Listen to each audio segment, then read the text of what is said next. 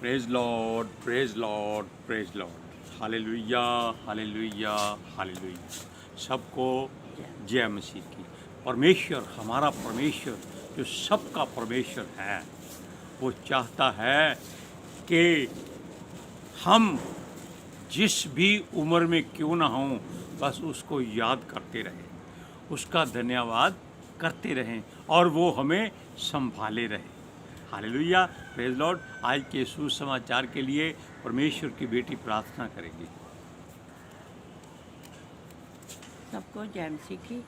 परमेश्वर आप सबके साथ है और आप सबसे बहुत प्रेम करता है। Hallelujah, hallelujah, hallelujah.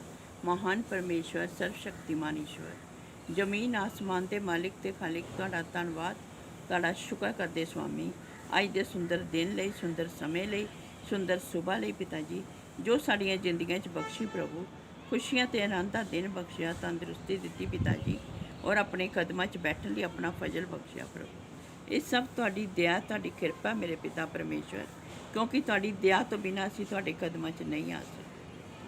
तुहाडे पवित्र शास्त्र नूं असीं हत्थ नहीं लगा सकते, छू नहीं सकते मेरे पिता परमेश्वर। इस दया लई, इस किरपा लई तुहाडी बेटी हिरदे तो तुहाडा धन्नवाद, तुहाडा शुक्र करदी है। सचमुच खुदा, जो हर रोज़ वचन देंदे आ प्रचार करना, उस लिए भी तुहाडा धन्नवाद, तुहाडा शुक्र करदी। बेनती करदी पिता जी, हुण तुसीं अपने वचन के अनुसार साडे विचकार आओ और वचन पढ़ने प्रचार करने साडा मूँह बन के बोलो पिता जी, ताकि तुहाडा दिता वचन तुहाडी इच्छा के मुताबिक मेरे पिता परमेश्वर दुनिया की शोर तक पहुँचे। तुहाडा धन्नवाद, तुहाडा शुक्र करते हैं प्रार्थना सुनने लई। प्रार्थना प्रभु यीशु दे समर्थित पवित्र नाम च मंगते, आमीन। आमीन। Praise Lord, hallelujah. ये हमारा माइक है, एक पोचे के ऊपर लगा हुआ है, चिंता नहीं करनी, क्योंकि परमेश्वर का धन्यवाद करते हैं कि वो समझ देता है कि हर वस्तु को तरीके से ढाल लो।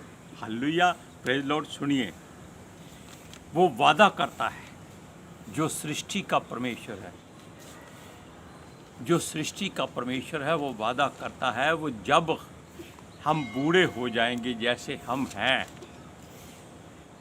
तब भी वो हमें संभाले रहेगा। हालेलुया। और हमें जब हम शरीर में कमज़ोर हो जाएं, लाचार हो जाएं, बेबस हो जाएं, दूसरों पर आश्रित हो जाएं, तब भी वो हमें संभाले रहेगा।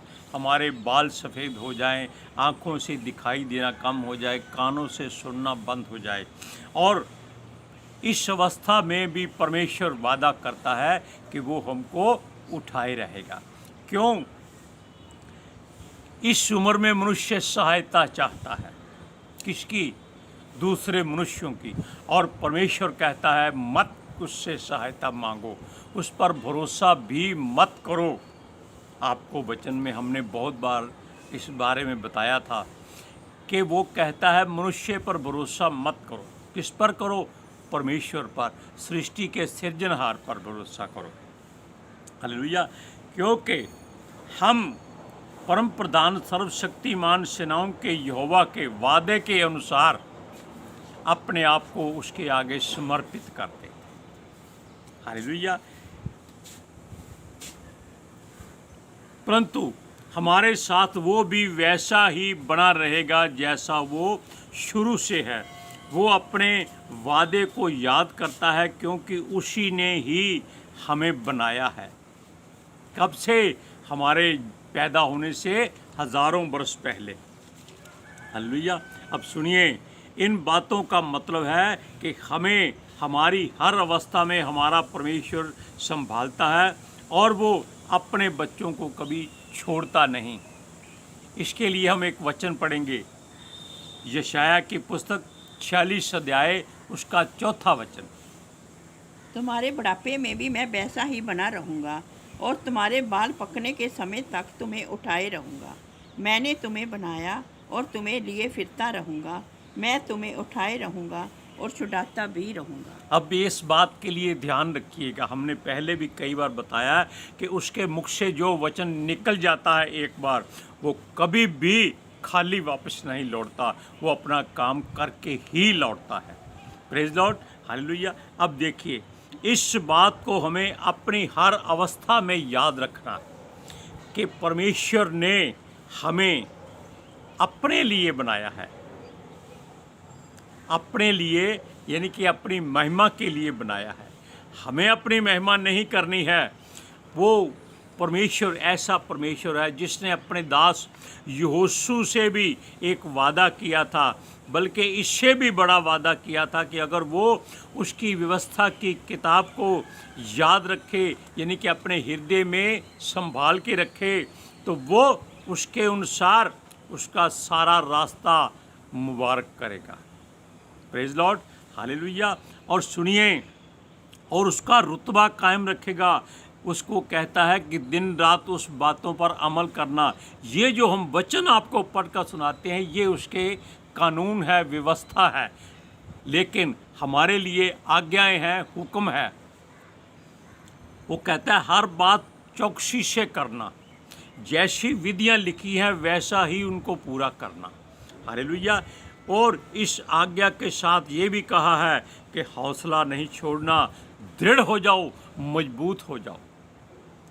एक जगह लिखा है कि अपने थरथराते घुटनों को मजबूत करो, कांपते हाथों को दृढ़ करो।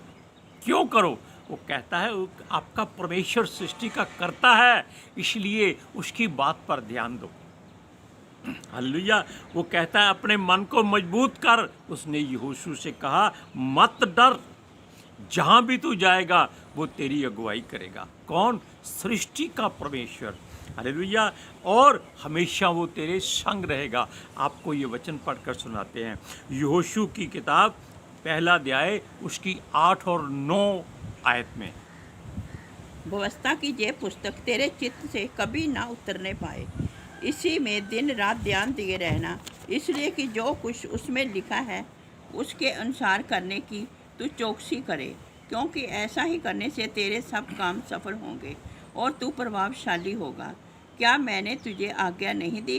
हिजाब बांध कर दृढ़ हो जा, बह ना खा और तेरा मन कच्चा ना हो, क्योंकि जहाँ जहाँ तू जाएगा वहाँ वहाँ तेरा परमेश्वर यहोवा तेरे संग रहेगा। इस बात को ध्यान में रखते हुए कि क्या हम उसकी व्यवस्था को मानते हैं, क्या हम उसकी बातों पर चलते हैं, क्या हम उसके हुक्मों को पूरा करते हैं, क्या हम उसकी आज्ञाओं को ध्यान से सुनते हैं। ये बातें हमने परमेश्वर के वचनों के द्वारा पाई, और इन बातों में आपको, हमको, सबको चलना है। इसमें कोई धर्म मजहब जाति नहीं, केवल मनुष्यता की बात करते हैं हम।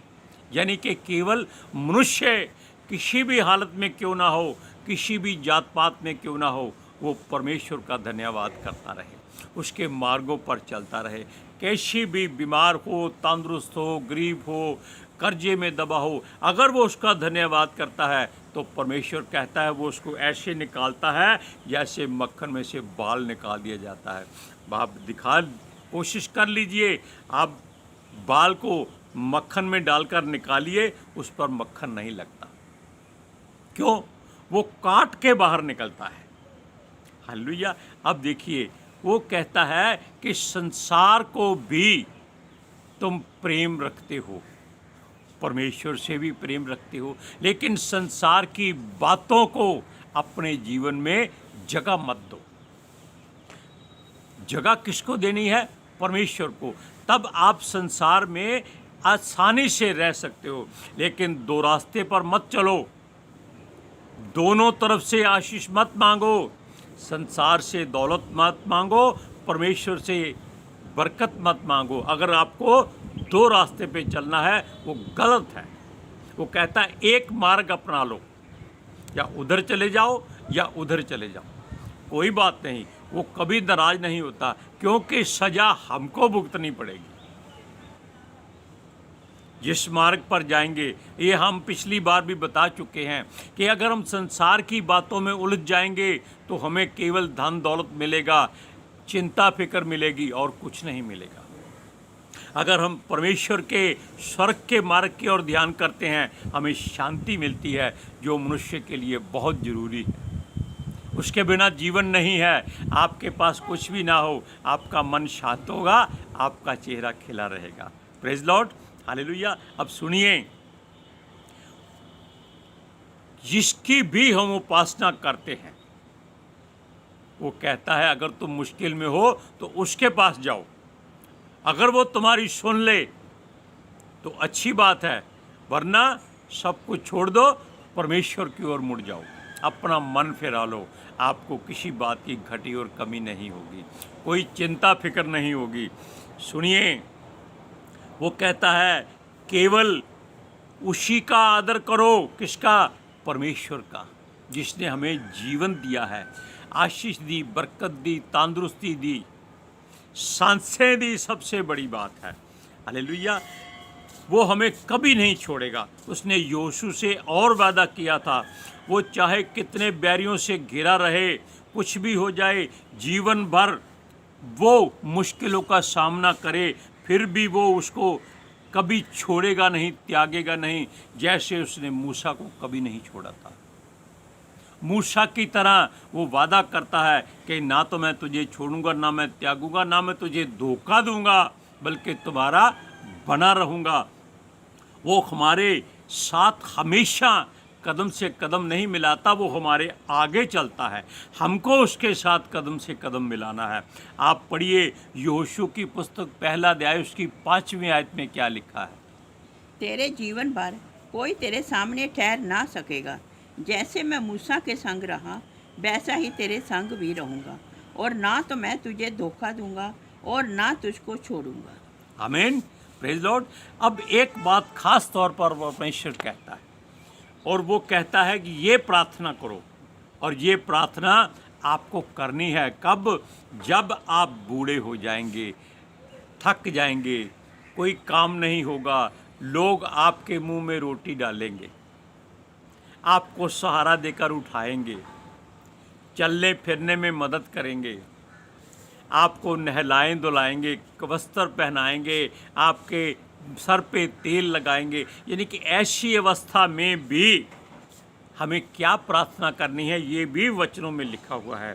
वो कहता है जब मैं बूढ़ा हो जाऊं मुझे छोड़ना मत। क्यों? मेरा उद्धार तेरी ओर से है। उद्धार क्या होता है? हमारे जीवन की वो बात जो केवल परमेश्वर जानता है और कोई नहीं जानता। शांति, महिमा, रुतबा, वो अगर परमेश्वर की ओर से हो, हमें कभी किसी बात की चिंता ना हो। हालेलुया। यहाँ तक कि हमें हमारे खून के रिश्ते भी उस समय छोड़ देते। आजकल आप देखते हैं